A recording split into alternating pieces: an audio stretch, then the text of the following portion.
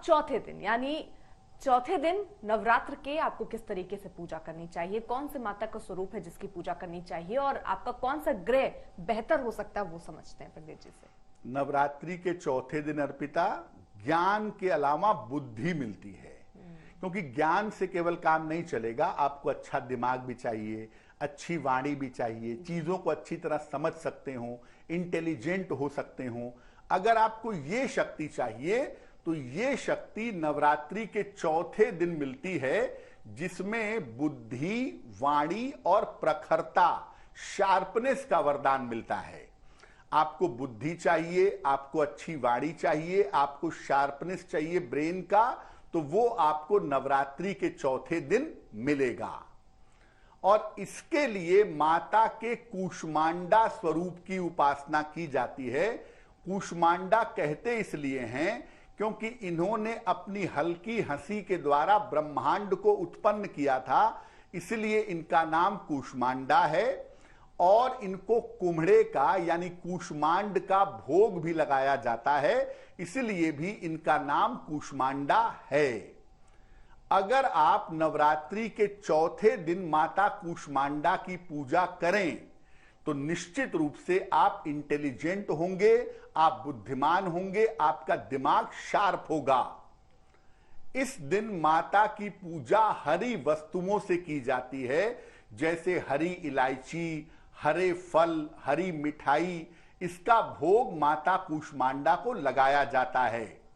और इसके अलावा माता को मालपुए का भोग भी लगाया जाता है। मालपुआ इनको समर्पित किया जाता है और उसे बाद में प्रसाद के रूप में ग्रहण करते हैं। अब नवरात्रि के चौथे दिन ग्रह कौन सा रहेगा? नवरात्रि के चौथे दिन जिस ग्रह को आप बेहतर कर पाएंगे उस ग्रह को कहते हैं मरकरी यानी बुध। अगर आपकी कुंडली में बुध अच्छा नहीं है तो आपकी मेमोरी अच्छी नहीं होगी, आपका दिमाग शार्प नहीं होगा, आप अच्छा बोल नहीं पाएंगे। ऐसी स्थिति में अगर आप माता कूष्मांडा की पूजा करें तो बुध संबंधी जो भी समस्याएं हैं उन समस्याओं को आप समाप्त कर सकते हैं। इस बार माता के चौथे स्वरूप की उपासना यानी माता कूष्मांडा की पूजा 25 मार्च को की जाएगी। तो जो छात्र हैं, विद्यार्थी हैं, जिनको बुद्धि चाहिए, शिक्षा चाहिए, वो चौथे दिन माता के कूष्मांडा स्वरूप की पूजा अवश्य करें। यानी पंडित जी जो भी शख्स इस पूजा को करेगा फल उसी को मिलेगा, या परिवार के कोई बुजुर्ग अगर वो करता है तो पूरे परिवार के लिए लागू होगा या सब पे उसका असर होगा? अर्पिता, जब आप पूजा करते हैं, मंत्र जप करते हैं और आप उसके बाद कोई प्रार्थना नहीं करते तो उसका सारा जो फल है वो आपको ही प्राप्त होता है।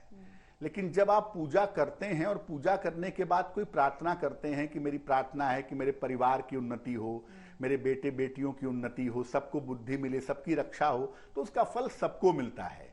पूजा करने के बाद आप किस तरह की प्रार्थना कर रहे हैं ये बड़ा महत्वपूर्ण होता है। और ज्यादातर जो घर के बड़े बुजुर्ग होते हैं वो अपने लिए प्रार्थना सामान्यतः नहीं करते हैं, वो पूरे परिवार के लिए प्रार्थना करते हैं, तो पूरे परिवार का कल्याण हो जाता है। चलिए, और इसी के साथ अब पांचवें दिन यानी पंचम दिन क्या करना चाहिए, किस तरीके से पूजा करनी चाहिए, कौन सी माता का स्वरूप रहता है और वो किस तरीके से फलदायी और हो सकता है?